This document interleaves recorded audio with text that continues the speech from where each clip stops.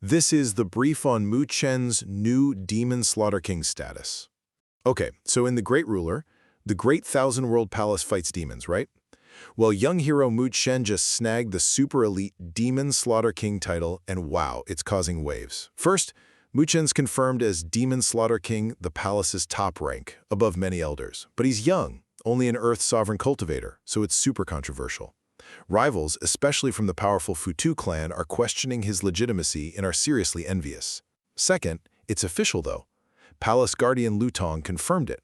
The special magical artifact, the Demon Slaughter Seal, accepted him, and headquarters gave the thumbs up. It kind of backs up his role in helping defeat a powerful sky-rank demon fragment. Then, drama. Mo Yu, a Futu clan elder, tries blackmail. Give us the powerful 8 pagoda technique for your imprisoned mom. Mu Chen refuses, says he'll rescue her himself, but only when he hits the ultimate heavenly sovereign rank, on his terms. Finally, this title means perks. He can't fully command yet given his power level, but gets immediate treasury access via demon slaughter points. You know, points earned fighting demons. He strategically buys the God-connecting whip artifact for his ally Mandalalo, and a heavenly spirit jade core power-up gem for his companion Lo Li. Now he's hunting the mysterious virus soul-destroying liquid for himself. Bottom line, Mu Chen's contested status is a game-changer, unlocking crucial resources and paving the way for major power plays and future confrontation. This is the brief on The Great Ruler, episode 542. All right, let's dive into The Great Ruler. You've got some major moves happening. Think a secret weapon upgrade, a really personal quest, and a tense, high-stakes standoff. It's all kicking off. First up, our main guy Mu Chen gets a serious power-up with this rare Vajra soul-shattering liquid.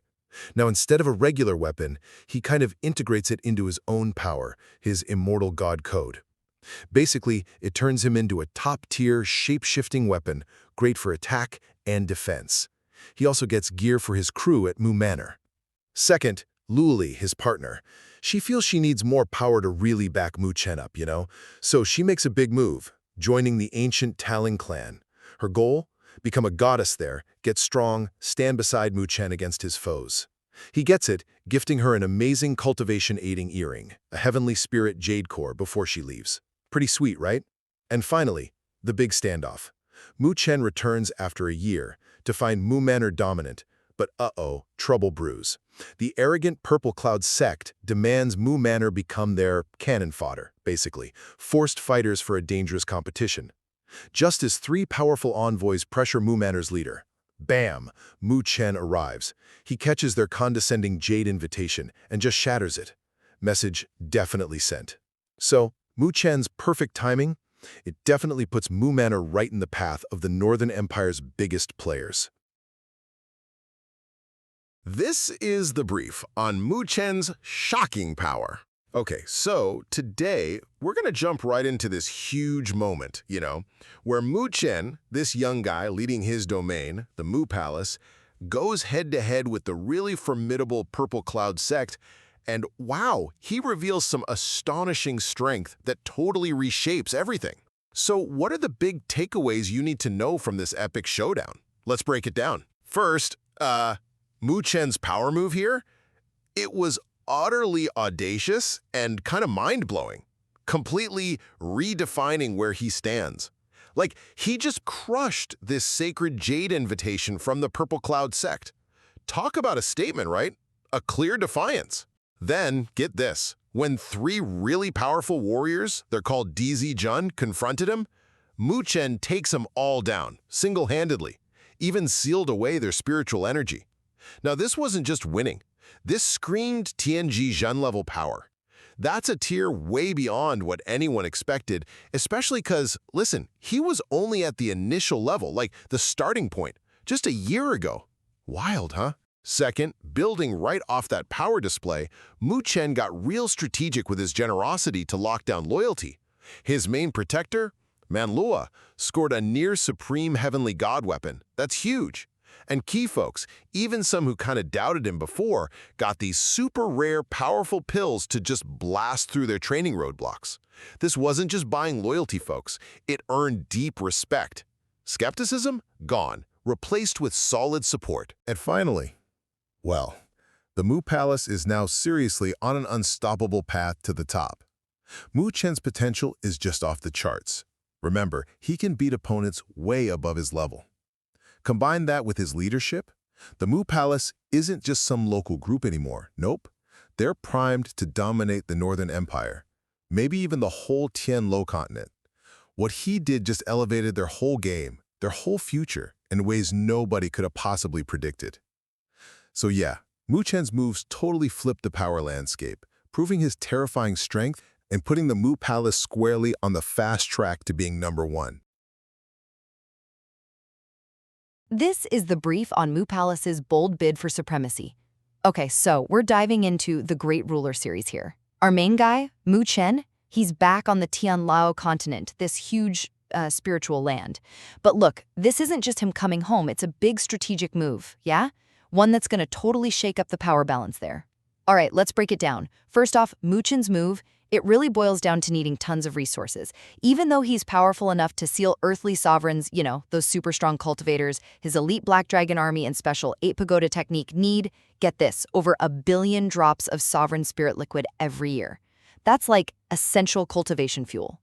Right now, his Mu Palace only makes about 300 million. See the problem? So he has to jump into this power struggle for the Northern Empire, specifically eyeing the kind of revenue the Skycloud sect pulls in, like 1.5 billion drops. So yeah, it's not just ambition, it's pure necessity, right? Second, you gotta understand how Tianluo continent works. It's this resource-rich place everyone wants a piece of.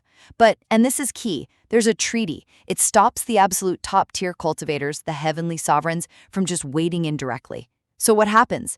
You get these big external powers kind of pulling the strings behind the scenes, backing local groups like the Skycloud sect, Heaven Splitting Mountain, and Golden Evil Mansion. They're all fighting for control, making this whole thing a massive proxy war. And finally, Mu Palace itself just got a major upgrade. Mu Chen didn't come back alone. He brought 3 seriously powerful allies. Ling Shi, who's a master of spirit arrays, think complex magic formations, and 2 heavy-hitting earthly sovereigns, Long Shang and Zhang Long. This instantly makes Mu Palace a real player. Plus, they've rebuilt this ancient palace as their HQ and set up this cool reward system using a heavenly lake to draw in talent. Pretty smart. So yeah, Mu Chen throwing down the gauntlet like this, it's definitely kicking off a huge, explosive change for the entire Tianluo continent. This is the brief on Mu Chen's Northern Region Challenge. Okay, so today we're looking at a really key moment for Mu Chen, from The Great Ruler episode 545. It's all about how his own power-up journey slams right into this massive power struggle for control of the Northern region. First off, Mu Chen has this pretty incredible spiritual exchange. He gets contacted by the Hidden Scripture Pavilion. Think of it like a legendary vault full of powerful techniques. And guess what? It's now located right in his own fortress, the Ancient Heaven Palace. So, this pavilion? It wants his super rare skill, the 8 Pagoda's divine technique. But Mu Chen, he's clever. He knows the technique's real secret sauce is the super rare material needed to practice it, not the instructions.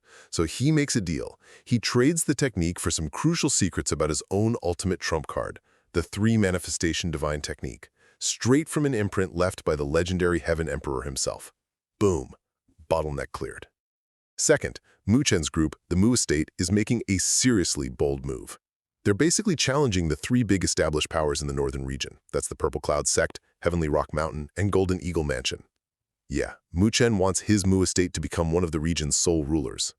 And this is all supposed to go down at the big upcoming Northern Region Assembly. Now, the leader of the Purple Cloud Sect, he just thinks this is daydreaming, totally dismisses it.